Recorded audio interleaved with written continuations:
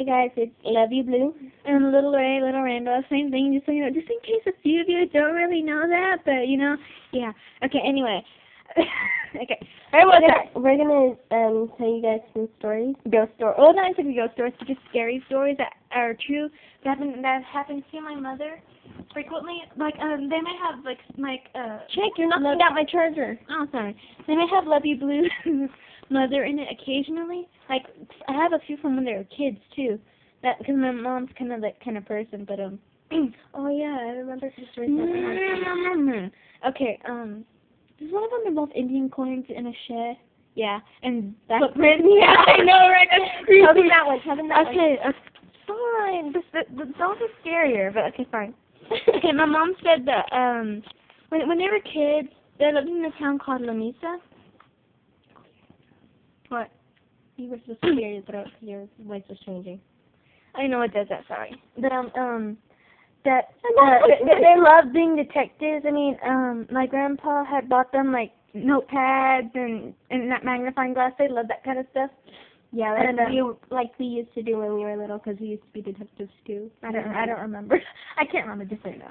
And then when you call like everyone knew, because it was a really small town, so everyone pretty much knew them. Like they'd ask for help, and they'd find this is just a little add-in, just so you know. One person had said that they had a missing vase with horses on it, like a horse vase, and they didn't know like what happened. Like at first it was in front of her house, and just disappeared the next day. And Mom and my aunt, which is LYB Blue's mother, her name is Vic. Well, yeah, we'll call her Vic. And my mom will call Ron. Okay, Ronnie. We'll call her Ronnie. Yeah, so Vic and Ronnie. My nickname, mine and Robbie's nickname is Dia Ronnie. Well, okay, well, what do you call it? They had been looking, and then they had a suggestion that they split up, and they did.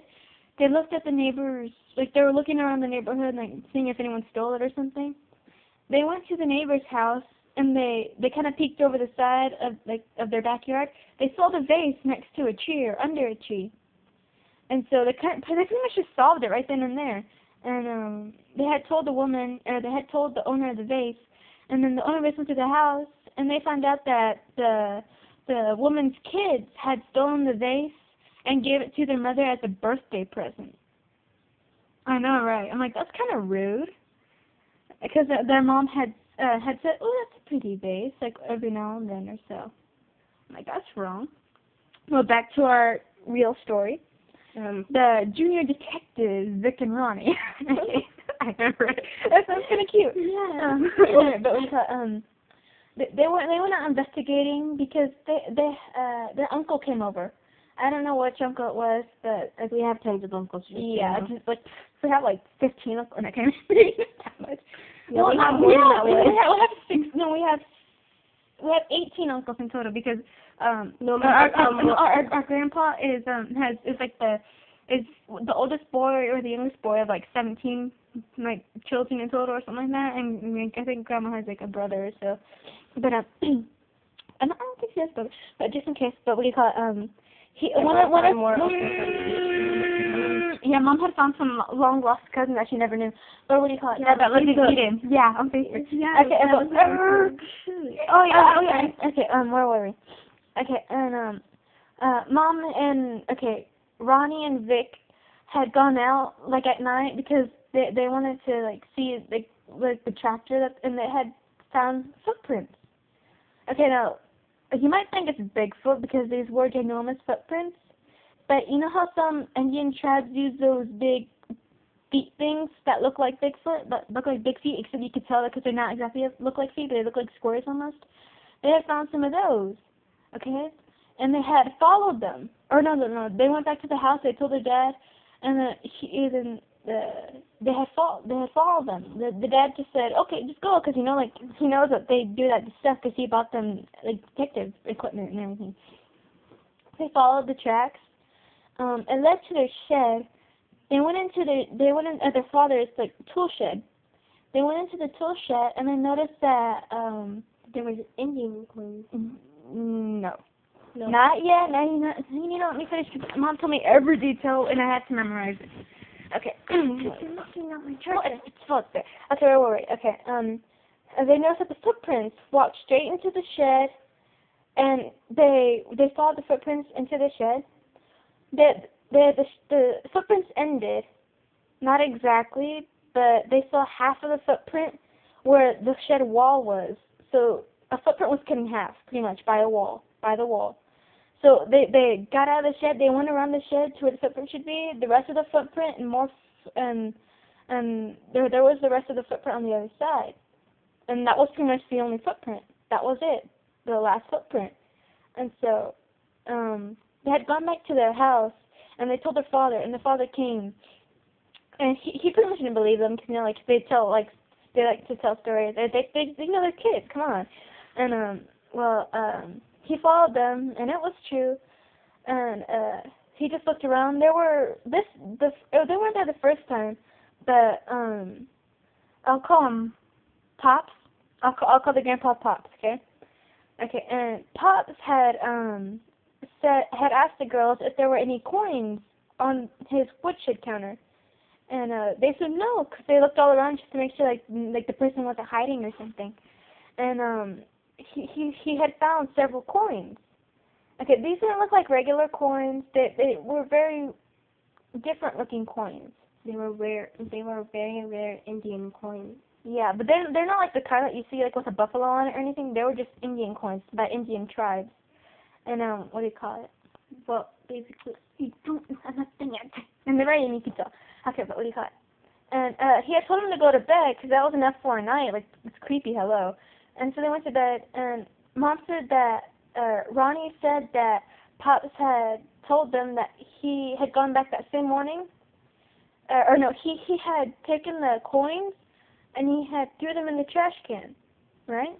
Because he didn't want them. What? That cup is at the edge.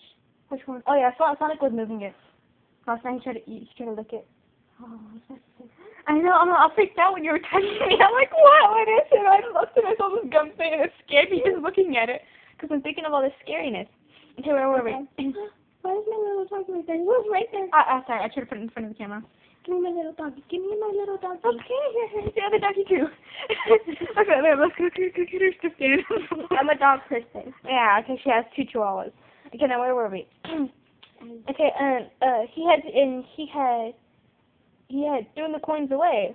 The next morning, when they went to school, he told them that he went back to the shed.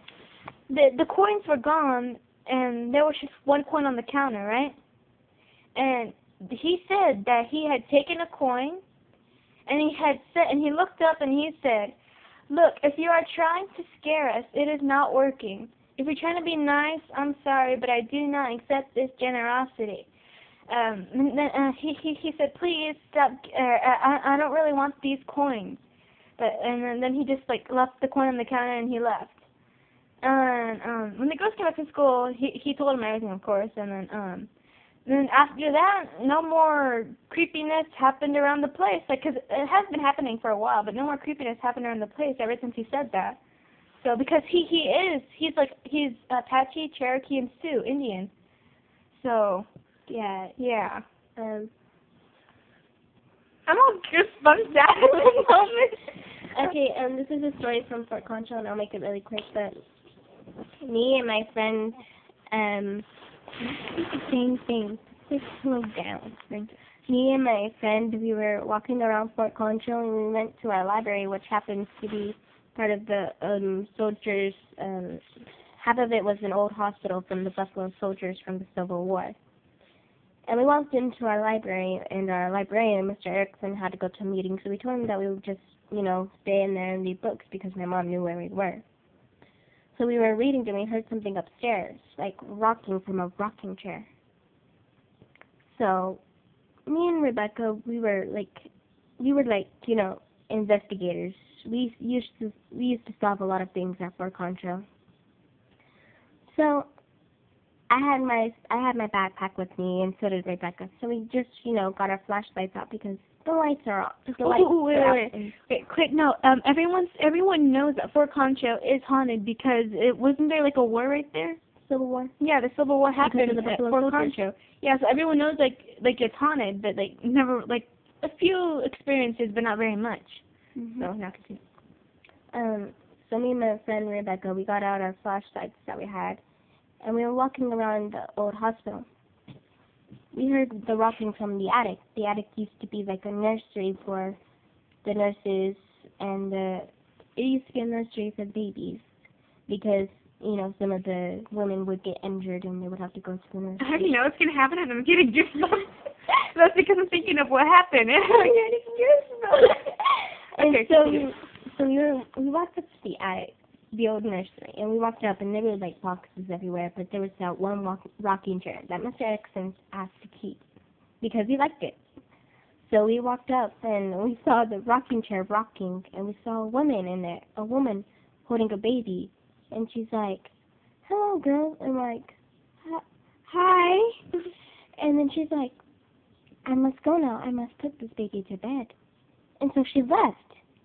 And we were just freaked out, and we heard like a screaming noise coming from downstairs, coming from downstairs in the old hospital. So we ran to the hospital, and for some reason we saw all these ghosts of old soldiers. But there was this one ghost that stood out from most of them. It was like, I don't know, it was like an evil spirit or something. I don't know. I seriously don't know what it was, but it looked really mad at us because we were wearing pink. I had a pink backpack, and Rebecca was wearing a pink shirt. So, I don't know, but it was a little girl, and she's like, "I hate pink!" And we were just so scared, we ran into the bathroom, and we were locked in there, and then for some reason we were able to get out until Mr. Erickson came back, because the door unlocked, and we ran out, and we ran into the library, and we pulled out some books and just pretended nothing happened. It was like really freaky. I got locked. No, she gritted through her teeth. She's like, I hate pink. That's creepy. Anyway, okay. Well, this is the end of the Ghost Adventures of Part 1. We're gonna make another part. No, I said of. Okay, this is the end of the Ghost Adventures of LYB Blue and Little Rainbow signing off.